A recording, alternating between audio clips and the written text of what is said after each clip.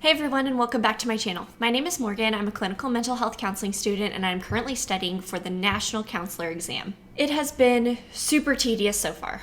If you're studying for the NCE as well and you haven't seen my last video series where I go through the free practice questions online, I highly encourage you to check that out. For this next video series, I'm going through National Counselor Examination Vocab. The audio and the visual is going to be the same on this, so you can watch it on mute or you can listen to it in the car and you'll get the same information. For a lot of these, I'm pulling a few definitions from different places. That's just what helps me drill it into my head. So sorry in advance if it's a little redundant, but hopefully it helps you really learn these terms. I haven't found a lot of good free study resources, so I'm hoping to create that for other people. If you find this video series helpful, please give this video a thumbs up and consider subscribing to my channel for more content like this. So with all that being said, let's dive in.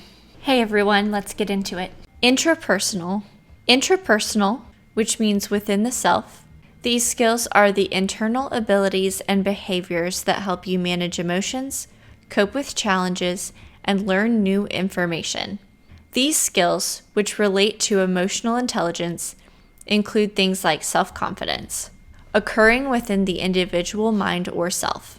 Intrapersonal communication, also known as auto-communication or inner speech, is communication with oneself or self-to-self communication. Examples are thinking to oneself, "I will do better next time," after having made a mistake, or imagining a conversation with one's boss in preparation for leaving work early. Nature versus nurture. Nature is what people think of as pre-wiring and is influenced by genetic inheritance and other factors. Nurture is generally taken as the influence of external factors after conception, the product of exposure, experience, and learning on an individual. Ambivalent transference. The client may experience mixed or conflicting feelings towards the counselor, oscillating between idealization and devaluation. Needs assessment. Needs assessments are simply systematic processes for collecting information and making justifiable decisions. As a result of their practical nature, needs assessments are used in many disciplines and professions, from medicine and social work to psychology and management. Social exchange theory. Social exchange theory is a sociological and psychological theory that studies the social behavior in the interaction of two parties that implement a cost-benefit analysis to determine risks and benefits. The foundation of social exchange theory rests on several core assumptions regarding human nature and the nature of relationships. The first assumption is that humans tend to seek out rewards and avoid punishments. Another tenet is the assumption that a person begins an interaction to gain maximum profit with minimal cost. The individual is driven by what's in it for me. A third assumption is that individuals tend to calculate the profit and cost before engaging. Finally, the theory assumes that people know that this payoff will vary from person to person, as well as with the same person over time. Bargaining. Partners exchange costs and benefits. They negotiate and identify what is most profitable. Commitment. The relationship is stable and maintained by a predictable exchange of rewards. Institutionalization.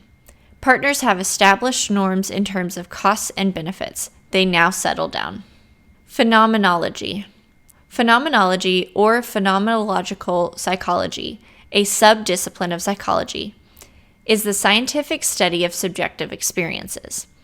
It is an approach to psychological subject matter that attempts to explain experiences from the point of view of the subject via the analysis of their written or spoken words. The approach has its roots in the phenomenological philosophical work of Edmund Husserl. Social comparison theory. Social comparison theory, proposed by psychologist Leon Festinger in 1954, suggests that individuals evaluate their own abilities, achievements, and opinions by comparing themselves to others. This comparison helps people understand where they stand relative to their peers, which can influence self-esteem, motivation, and behavior. The theory identifies two types of comparisons: upward, where people compare themselves to those they perceive as better off, and downward, where they compare themselves to those worse off. Upward comparisons can inspire improvement, but may also lead to feelings of inadequacy, while downward comparisons can boost self-esteem, but may foster complacency. Social comparison is a natural and pervasive process, impacting various aspects of social life and personal identity. Linear causality. Linear causality refers to a cause and effect relationship where one event or action directly leads to a specific outcome in a straightforward, sequential manner. In psychology, this concept is often used to explain behaviors, emotions, or mental states as being the direct result of a particular stimuli or experiences. For example, a stressful event, cause, may lead to anxiety, effect, suggesting a clear linear relationship. However, linear causality may sometimes oversimplify complex human behaviors, which are often influenced by multiple interrelated factors. Recognizing the limitations of linear causality, psychologists may also consider circular or systemic causality, where effects influence causes in a more interconnected and dynamic manner. Marital schism versus marital skew. In psychology, marital schism and marital skew are both types of dysfunctional marital relationships. Marital schism refers to a situation where both partners are in constant conflict, often undermining each other, leading to a divided household where each partner may seek to assert dominance or control. Marital skew, on the other hand, occurs when one partner dominates the relationship and the other becomes submissive or overly accommodating, often leading to an unbalanced dynamic where the needs of the dominant partner are prioritized. In marital schism, the relationship is marked by open discord and hostility, while in marital skew, the dysfunction is characterized by an imbalance of power and a facade of harmony. Both dynamics can have significant negative impacts on family functioning and the psychological well-being of the individuals involved. Morphogenesis. In psychology, morphogenesis refers to the process by which a system, such as a family or an individual, changes and adapts in response to internal or external pressures. It is part of the broader field of systems theory and is concerned with how systems evolve over time to maintain stability or achieve growth.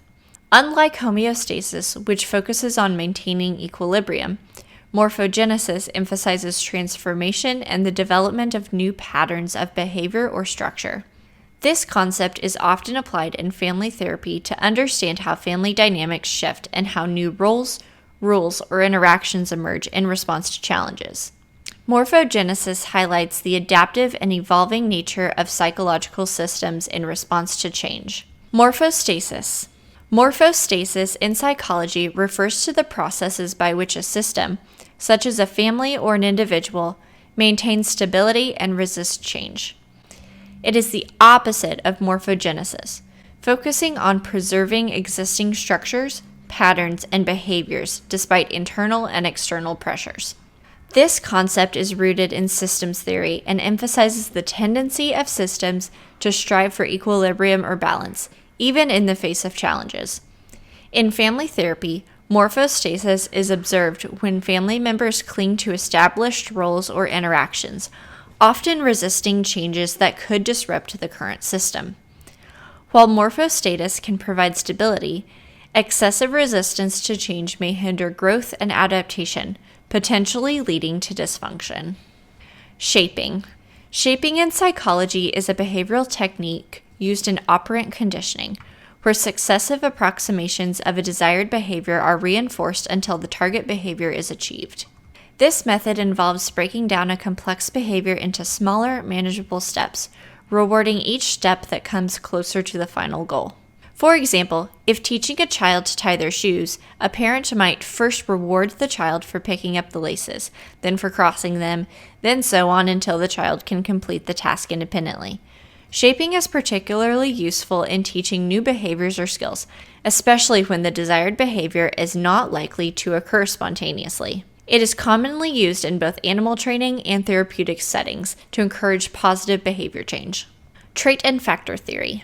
Trait and factor theory is a psychological approach that focuses on identifying and matching individual traits with specific career paths or life roles.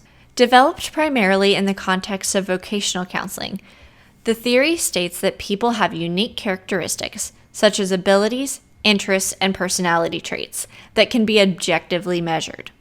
By assessing these traits, counselors can help individuals find careers or roles that best align with their strengths and preferences.